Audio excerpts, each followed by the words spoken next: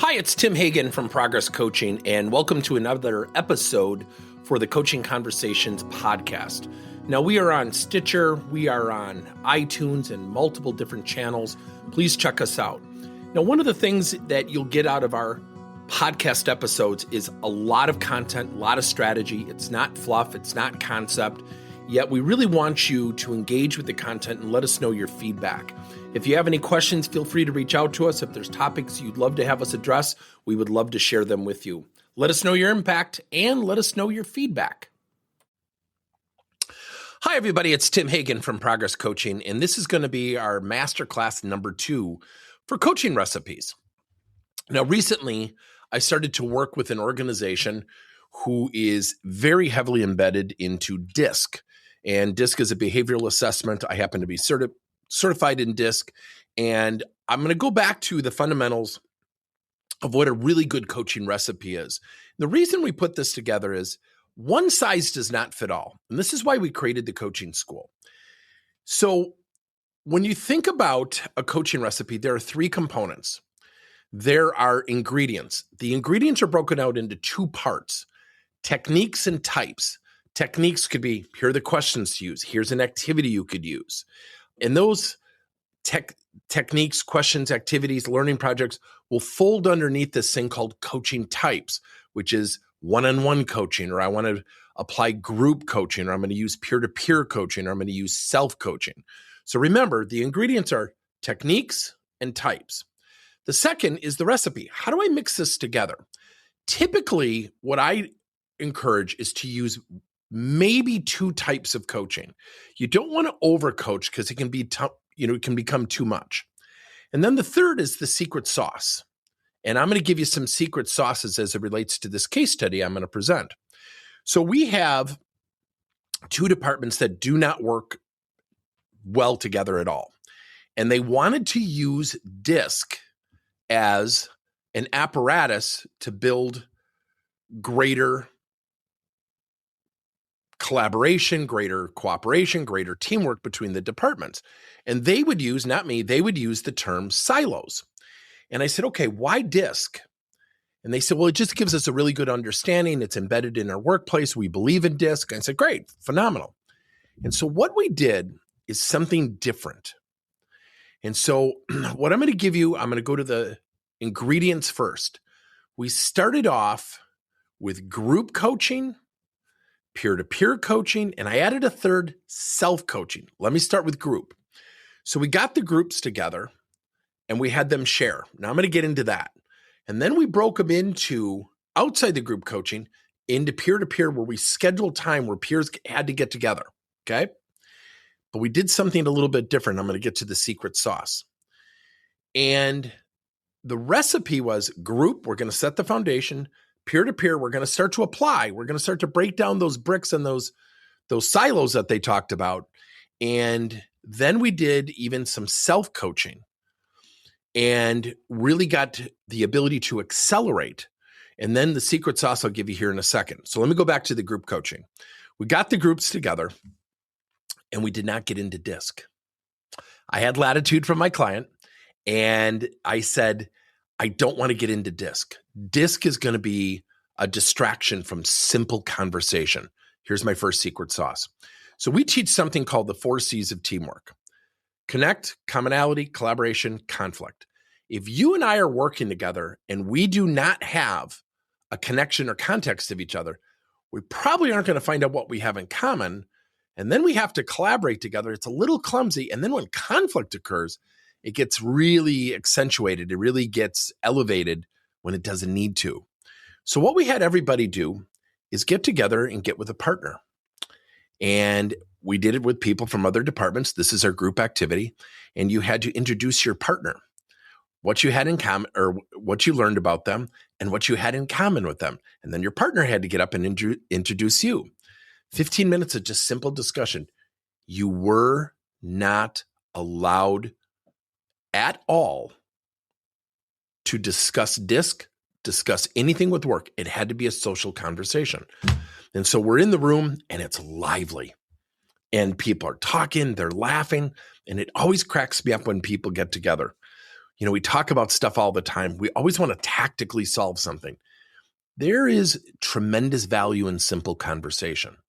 So then that was our group coaching. That was our first session. The second one is we then assign them to come back and find out what they had in addition to what they already shared, other things they had in common. See, if you and I share a love of volleyball, or if you share a love of Door County, Wisconsin, or Disney, like I have with many of my clients that love Disney and I love Disney, what happens when you have connection and commonality, it lends itself to collaboration pretty well. But the other question we had was, how do you like to work and communicate with people as part of that peer-to-peer? So we started with the group, then we started with the peer-to-peer. And we came back for our second group session. The room was lively. My client looks at me and he said, wow, it's like they already know each other. I go, of course they know each other. And then in the second group session, you had to bring your DISC assessment and you had to share what you learned about yourself and what you had to navigate, what you had to adjust, what you had to look for to effectively work with other people. Not just the other department, just other people in general. So peers got together, and these were different peers. Guess what we started with? Get to know each other. What do you have in common? Now share your DISC profile. So we did this over the course of 6 sessions. I'm going to say it. The results were amazing. So again, our types of coaching were group. Outside the group session, we assigned people peer-to-peer outside the sessions. Then when we brought them back in, we got them in groups of 2, which were peer-to-peer within this group setting. Here was the secret sauce. We didn't just throw the tactical DISC solution at them. We didn't throw at them, we got to break down barriers and solve this dreaded problem. We facilitated context, commonality. We started to foster collaboration. Then in one of the sessions, and again, I'm not going in a great order here, but give me a little latitude. What we did in one of the sessions, we said, what's your relationship with conflict? And people would say, well, what do you mean relationship? I said, do you love it? Do you look forward to it? Are you comfortable with it? Are you uncomfortable? And what happens with conflict is magical. Because if you share with me, I hate conflict. I get very nervous. And I would say to myself, wow, if this person feels this way, I've got to be sensitive because I'm very comfortable with conflict. And so what happens is that allows us to have conversations, but also build up a repertoire of who's who and who's comfortable, who's not comfortable. We haven't even dove into DISC yet. And so when you get in there, we had a series of 6 group sessions. Outside those 6 sessions, we had assigned peer-to-peer. When we came back in, the peer-to-peer started off the group sessions, but the secret sauce is we were following that methodology of team collaboration, that team cooperation, the 4 C's: context, commonality, collaboration, and conflict. By the 4th or 5th session, you didn't know who was from which department. Here was the secret sauce. When you are coaching, you don't have to change everything. You don't have to tactically address everything. What we did is we facilitated the desired outcome. Because my client said to me, I want them to collaborate and work effectively together and not throw email bombs over the wall and maybe walk down the hall and talk to each other. I said, why don't they do that now? He said, I just don't know. I said, well, I can tell you why. They don't know each other. So we were throwing a tactical solution called DISC at a problem. And it was a real problem. There was. The emails were brutal. They were not friendly. They were brutal. And so I sat there and I go, well, what happens when there's conflict?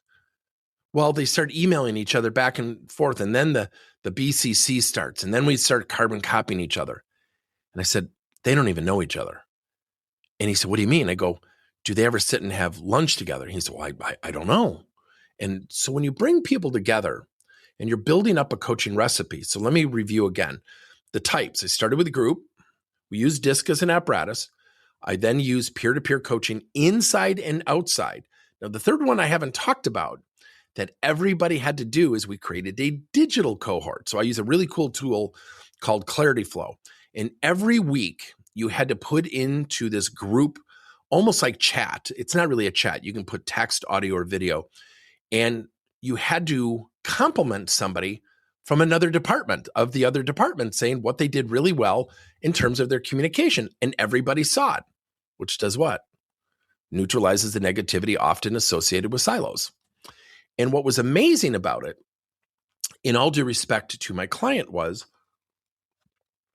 it was very, very simple. And so again, we started with the types: group, peer-to-peer, outside the group, assigned, like 10-minute conversations, and then peer-to-peer inside the group, and then self-coaching. Every week they had to do an observation of someone from the other department that was really positive in terms of how they attempted to communicate. The techniques were, we would ask questions, we had activities, we broke them up into peer-to-peer discussions, we use self-coaching, and then the secret sauce with those 4 C's. And we facilitated the desired outcome versus taught or demanded the desired outcome. Now, my client didn't give me permission to do this video, so I'm not going to use company names or his name, but he said later, it's really amazing is at first I didn't know what you were getting at. And I said, look, what do we do when we have somebody with a negative attitude? What do we do? We address it. Oh, I got to address that. Sometimes when we address it, we create countering measures. We create, I would even say, countering outcomes. If I come to you and say, you have a negative attitude, you got to cut it out. Your first response isn't, you know what, you're right. The first response is one of defensiveness, right? So when you are coaching, think about, how do I as a coach facilitate the desired outcome? So give me your feedback. So the 3 types are group, peer-to-peer, self-coaching, really a form of best practice sharing. The techniques we used were discussion activities, a lot of questions, okay? And then the secret sauce is we went through the stages of what it takes to build a team. And then what we did is we never once used the word silo. We never once used the word difficulty. We never once used, email bombs, which is their term, not ours. And so a lot of times when we facilitate and we put together a coaching recipe, choose the right ingredients. What are the right types based on the situation? What are the techniques you're going to use within those types? Then how do I bring that together? Typically, I don't recommend more than 2 to 3 types, typically 2 types. Then the secret sauce was, how do I do this? And I thought, I teach this 4 C's of teamwork. I'm going to embed that into the group. But here's the funny thing. We never addressed the problem. Now you're going to sit there and go, wait a minute, you didn't solve it. Yes, we did. And the problem is they weren't collaborating. They weren't working through difficult conversations. There was not a relationship in place. We had silos. We didn't even get together. We would email. We'd spend so much time deciphering emails. Guess what happened? People started having lunch together. People started having meetings proactively together. It worked. Are there still hiccups and bumps? Of course there are. It's people. Yet at the same time, over time, what that had taught us was you can facilitate the desired outcome without ever addressing the problem. That's the cool thing about putting a coaching recipe together. What are your thoughts? Give me your feedback. Let me know if you like it, dislike it. It's cool with me. Thank you for listening to another episode of Coaching Conversations by Tim Hagen and Progress Coaching. Now, our company is always coming out with new and innovative solutions to help leaders coach their employees. And recently, we just created a new service called Coach to You, where leaders can pick and choose topics and assign 7 to 21-day programs for employees to learn and, more importantly, apply actions and then reflect and share what they're going to do going forward as a result of the learning. It's called Coach to You. We're literally bringing coaching to your employees. If you're intrigued, we'll have a link in each one of our episodes where you can get more information. And again, thank you so much for listening to another episode.